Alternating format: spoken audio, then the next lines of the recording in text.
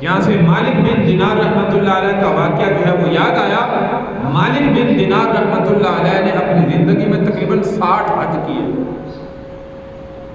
ایک حج پر جانے کا موقع ملا تو حضرت مالک بن دینار رحمۃ اللہ علیہ حج کرنے کے لیے گئے، اور اطمینان سے رات کو جو ہے وہ سوئے۔ خواب کے اندر جو ہے وہ ایک جو ہے وہ کہنے والے نے کہا، خواب کے اندر آئے تو مالک بن دینار رحمۃ اللہ علیہ نے فرمایا کہ اس سال کتنے حج کرنے کے لیے آئے؟ فرمایا اتنے لاکھ حج کرنے کے لیے مسلمان آئے۔ پوچھا کہ قبول کن کا ہوا؟ فرمایا سب کا قبول ہو گیا، لیکن ایک بندہ ہے اس کا حج جو ہے وہ قبول نہیں ہوا۔ مالک بن دینار رحمۃ اللہ علیہ نے خواب میں پوچھا وہ کون سا بندہ ہے؟ کہا محمد بن ہارون بلخی، یہ ایک بندہ ایسا ہے جس کا حج جو ہے وہ قبول نہیں ہوا۔ تو یہ سن کر جو ہے وہ خواب میں بیدار ہوئے، جا کر تلاش کرنا شروع کر دیا کہ محمد بن ہارون بلخی، یہ بلخ شہر کا رہنے والا نوجوان ہے، اس کا حج جو ہے وہ قبول کیوں نہیں ہوا؟ تو ڈھونڈتے ڈھونڈتے جہاں پہ بلخ شہر کے جو ہے وہ لوگ تھے وہاں پر جا کر پوچھا کہ محمد بن ہارون بلخی جو ہے وہ کہاں پہ ہے، تمہارے ساتھ حج کرنے کے لیے آیا ہے یا نہیں آیا؟ آپ جانتے ہیں کہ جب حج پہ جاتے ہیں وہاں پہ ہر ملک کے الگ الگ جو ہے وہ رہنے کی جگہ ہوتی ہے۔ پاکستان سے لوگ جاتے ہیں تو پاکستان کے خیمے علیحدہ ہوتے ہیں، اسی طرح جو ہے وہ جس شہر سے کوئی جاتا ہے ان کے خیمے علیحدہ علیحدہ لگے ہوتے ہیں۔ پتہ چلتا ہے کہ یہ فلاں شہر کے ہیں، یہ فلاں ملک کے ہیں، یہ فلاں ملک کے حاجی ہیں، یہ فلاں ملک کے حاجی ہیں۔ تو مالک بن دینار رحمۃ اللہ علیہ تلاش کرتے کرتے جو ہے وہ وہاں پہ پہنچے، تو ان سے پوچھا کہ تمہارے اندر محمد بن ہارون بلخی موجود ہے؟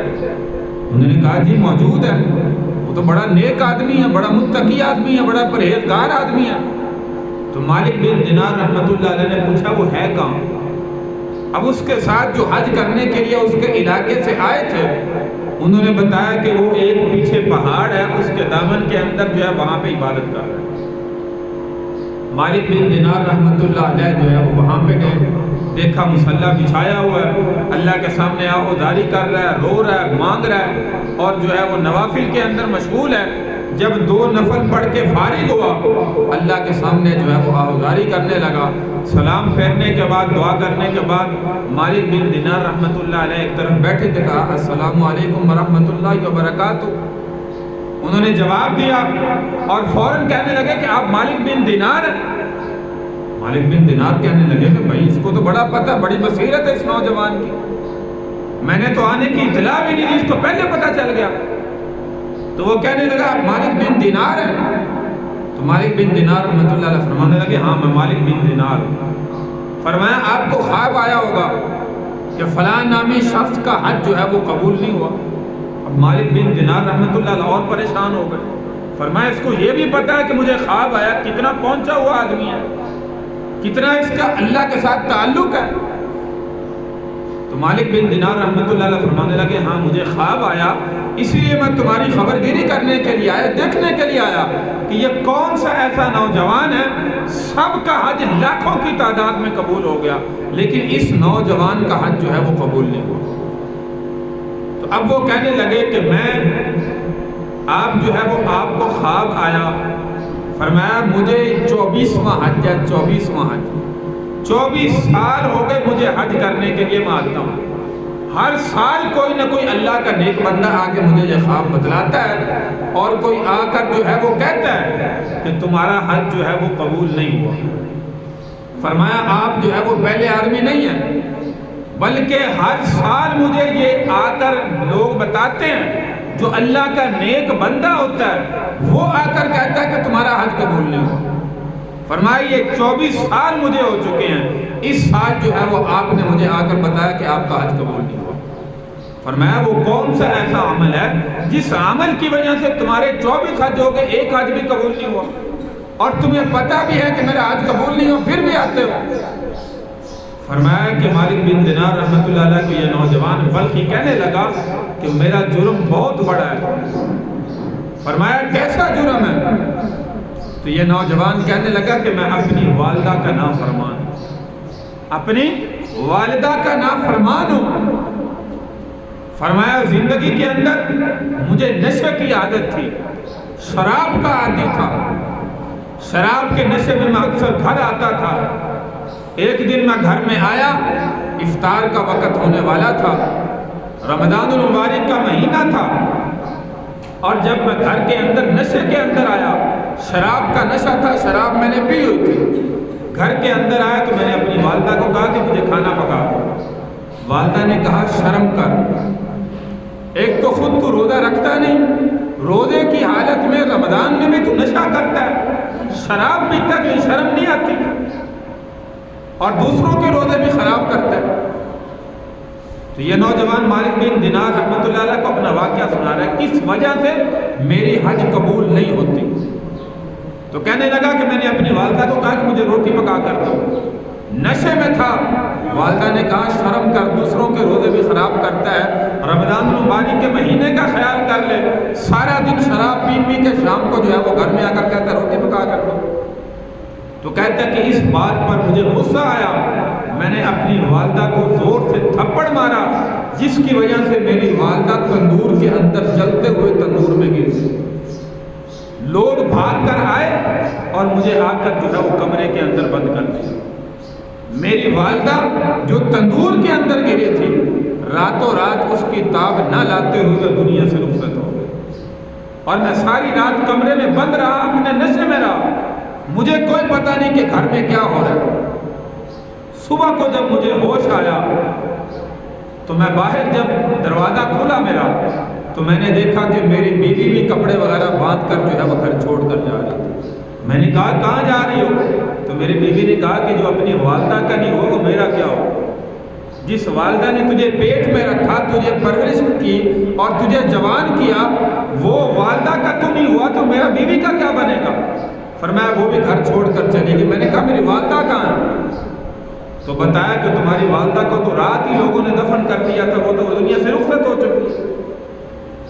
تو کہنے لگا کہ میرے دل پر اتنی چوٹ لگی جب مجھے ہوش آیا کہ میرے اس عمل کی وجہ سے میری ماں دنیا چھوڑ کر چلی گئی، میری بخشش کیسے ہو گئی؟ تو جب مالک بن دینار رحمۃ اللہ علیہ نے یہ واقعہ اتنا سنا تو مالک بن دینار رحمۃ اللہ علیہ نے بھی زور سے اس نوجوان کو تھپڑ مارا اور کہا تجھ جیسے بد نصیب کی حج کیسے قبول ہو سکتی ہے؟ تجھ جیسے بد نصیب کی تو ایک عبادت بھی قبول نہیں ہو سکتی، تمہاری حج جو ہے وہ کیسے قبول ہوگی؟ اتنا بڑا ماں باپ کا تو نافرمان تھا کہ تیری والدہ دنیا چھوڑ کے تیری وجہ سے چلی گئی۔ فرمایا واقعتاً تو ہے اسی کے لائق۔ تو میرے بھائی والدین کا نافرمان اتنی بڑی سزا، اسی لیے کہا جاتا ہے کہ بد نصیب ہے وہ مسلمان جس نے زندگی میں اپنے بوڑھے والدین کو پایا، ان کی خدمت کر کے جو ہے وہ جنت کو حاصل نہ کر سکتا۔ تو یہ نوجوان کہنے لگا کہ جب مجھے صبح ہوش آیا، مجھے پتا چلا کہ میری والدہ دنیا چھوڑ کر جا چکی ہے میرے عمل کی وجہ سے، تو کہتے ہیں کہ میں نے وہ ہاتھ جس سے اپنی ماں کو تھپڑ مارا تھا، وہ فوراً کلہاڑی سے میں نے اپنا ہاتھ جو ہے وہ کاٹ دیا۔ اس وقت مالک بن دینار نے دیکھا اس کا ایک ہاتھ کٹا ہوا تھا، تو کہنے لگا اس وقت سے یہ 24 سال ہو گئے میں ہر سال حج کرنے کے لیے آتا ہوں، اور ہر سال کوئی نہ کوئی اللہ کا نیک بندہ حج کے ایام میں مجھے آ کر ملتا ہے اور یہ کہتا ہے کہ تمہارا حج قبول نہیں ہوا، باقی سب کا حج قبول ہوا۔ تو آپ میرے لیے دعا کریں اللہ مجھے معاف فرما دے، میری حج جو ہے وہ قبول فرما دے۔ مالک بن دینار کہنے لگے تجھ جیسے بد نصیب کی حج کبھی قبول نہیں ہو سکتی، تجھ جیسا بد نصیب دنیا میں زندہ ہے، تمہاری کوئی عبادت نہیں ہے جس کی وجہ سے والدہ دنیا سے اس حالت میں رخصت ہو گئی۔ تو کہنے لگے کہ مالک بن دینار رحمۃ اللہ علیہ یہاں سے اٹھ کے جو ہے وہ چلے گئے، رات کو سوئے، خواب کے اندر پیارے پیغمبر صلی اللہ علیہ وسلم کی زیارت نصیب ہوئی۔ مالک بن دینار رحمۃ اللہ علیہ کو فرمایا تو نے میرے بندے کو مایوس کر دیا۔ فرمایا اللہ تبارک و تعالیٰ تو بندے کی بخشش کو قبول کرنے والے ہیں۔ مالک بن دینار کہنے لگے یا رسول اللہ وہ والدہ کا نافرمان تھا، اس کی بخشش کیسے ہو سکتی ہے؟ دنیا میں اس کی وجہ سے اس کی ماں دنیا سے رخصت ہو گئی، آپ کہتے ہیں کہ میں نے مایوس کر دیا، یہ اتنا بڑا نافرمان انسان ہے، اس کی بخشش جو ہے وہ واقع نہیں ہونی چاہیے۔ تو حضور علیہ السلام نے فرمایا اللہ تبارک و تعالیٰ آخرت میں اس کی ماں کی وجہ سے ہی اس کی بخشش کا فیصلہ کرتا ہے۔ مالک بن دینار کہنے لگے یا رسول اللہ یہ کیسے ممکن ہے، جس نے ماں کو اتنا درد دیا اور جس کی وجہ سے ماں دنیا سے رخصت ہوئی، آپ فرما رہے ہیں کہ ماں کی وجہ سے بخشا جائے گا، وہ کیسے؟ حضور علیہ السلام نے فرمایا یہ اللہ کے دربار میں آئے گا، اللہ کے سامنے اس کی ماں اس کے خلاف مقدمہ درج کرے گی اور کہے گی یہ میرا بیٹا نافرمان ہے، جس نے مجھے دنیا میں تھپڑ مارا تھا، میں تندور میں گری اور اس کے نشے کی وجہ سے، اس کے عمل کی وجہ سے میں نے دنیا کو چھوڑ دیا تھا۔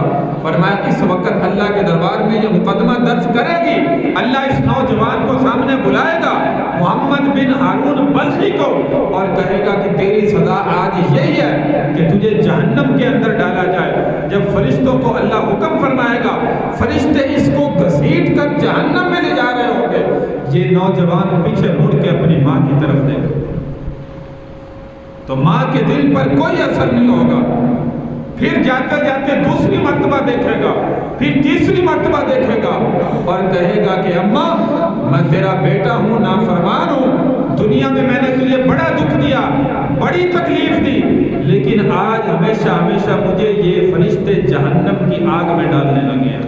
ماں کہے گی میں نے اپنے بیٹے کو معاف کیا، میرے بیٹے کو چھوڑ دو، میں اس کی بخشش کا فیصلہ۔ ماں کا دل میرے بھائی اتنا نرم ہوتا ہے، ماں کہے گی میں نے اپنے بیٹے کو آج معاف کیا، اللہ کے دربار کے اندر یہ اعلان کرے تو اللہ فرمائے گا جب ماں نے معاف کر دیا، اللہ کہے گا میں نے بھی اس کی ماں کی وجہ سے معاف کر دیا، جہنم کے بجائے اس کو جنت کے اندر داخل کر۔ تو میرے بھائی اتنی عبادت گزار بندہ دنیا میں کہتے ہیں جب سے اس نے ماں کے ساتھ یہ سلوک کیا، ساری رات نفل پڑھنے میں، قرآن کی تلاوت میں، اللہ سے معافی مانگنے میں اور ہر سال حج کرنے کے لیے آتا کہ شاید اللہ یہ میرا گناہ معاف فرما دے۔ ساری زندگی میں گناہ معاف نہیں ہوا، آخرت کے اندر اس کی ماں کی وجہ سے جو ہے وہ اس کی بخشش کا فیصلہ ہو۔ تو اس لیے میرے بھائی اگر بوڑھے والدین دنیا میں زندہ ہیں، ان کی قدر کرنے والے بنے، ان کی خدمت کر کے جنت کو حاصل کرنے والے بنے۔ اسی لیے پیارے پیغمبر صلی اللہ علیہ وسلم نے فرمایا جنت ماں کے قدموں کے نیچے اللہ نے رکھی ہے۔ وہ اسی لیے فرمایا باپ جنت کا دروازہ ہے، دونوں کی خدمت کر کے اپنی جنت کو حاصل کرنے والے بنے۔ لیکن جو دنیا میں ستاتے ہیں والدین کو، یاد رکھیے کہ پھر ان کا انجام ایسے ہوتا ہے، دنیا کے اندر بھی جو ہے وہ اللہ تبارک و تعالیٰ ذلیل و رسوا کرتے ہیں، آخرت کے اندر بھی اس طرح کا جو ہے وہ انجام ہوتا ہے۔ تو اس لیے میرے بھائی جن کے والدین دنیا میں زندہ ہیں ان کی خدمت کریں، اگر دنیا سے چلے گئے ہیں ان کے ایصال ثواب کے لیے، ان کی بخشش کے لیے دنیا میں اچھے کام کریں، صدقہ جاریہ کے طور پر استعمال ہو۔